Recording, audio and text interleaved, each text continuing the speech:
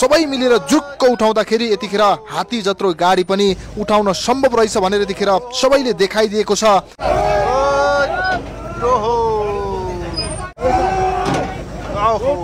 दर्शकबिन देख्न सक्नुहुन्छ एका बिहानै काठमाडौँ महानगरपालिकाको नगर प्रहरी टिमले जुरुक्क गाडी उचालेर यतिखेर क्रेनमा हालिराख्नु भएको छ। बीच बाटोमै सवारी साधन पार्किङ गरेर नियमित आगमनै रोकिसकेपछि यतिखेर जम्बो नगर प्रहरीको टिम एक्सनमा उत्रेको छ भने तपाईले देख्न सक्नुहुन्छ। नेपाल प्रहरी ट्राफिक प्रहरी एकसाथ यतिखेर गाडी उचाल्नको लागि सहयोग गरिराख्नु भएको छ। सबै मिलेर काम गर्यो भने यति ठुलो गाडी पनि उचाल्न सक्छ भनेर यतिखेर एउटा उदाहरण दिँदै सबै मिलेर जुक्क उठाउँदाखेरि यतिखेर हात्ती जत्रो गाडी पनि उठाउन सम्भव रहेछ भनेर यतिखेर सबैले देखाइदिएको छ।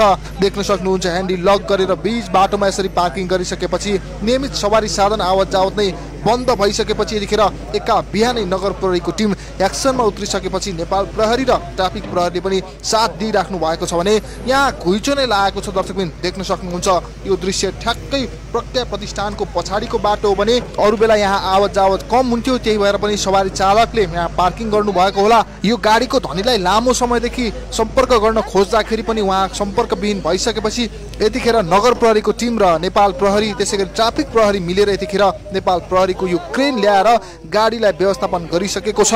यो दृश्य देखिराख्दाखेरि तपाईहरु के भन्न चाहनुहुन्छ मलाई कुरा पक्कै पनि लेख्नु होला भन्दै आउनुहोस् हामी सँगै रहेर पुरा भिडियो हेर्दै जानु होला दर्शकबिन।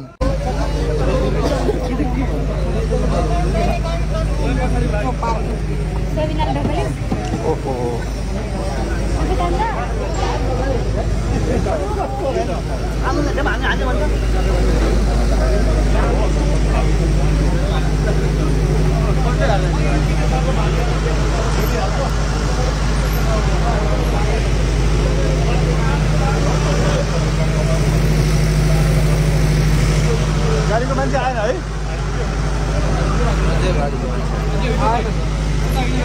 बाटो सेफ्टी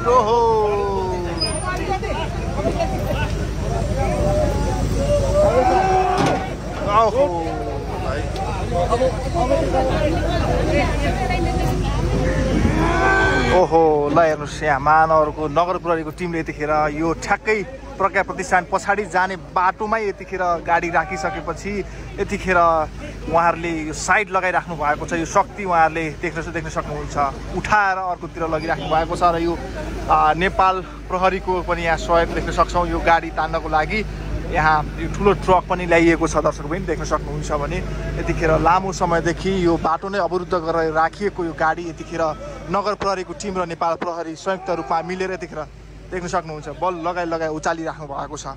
ठ्याक्कै यो दृश्य हामीले तपाईलाई प्रज्ञा प्रतिष्ठान अगाडिबाट देखाइरहेका छौँ, महानगरको अफिस अगाडिबाट।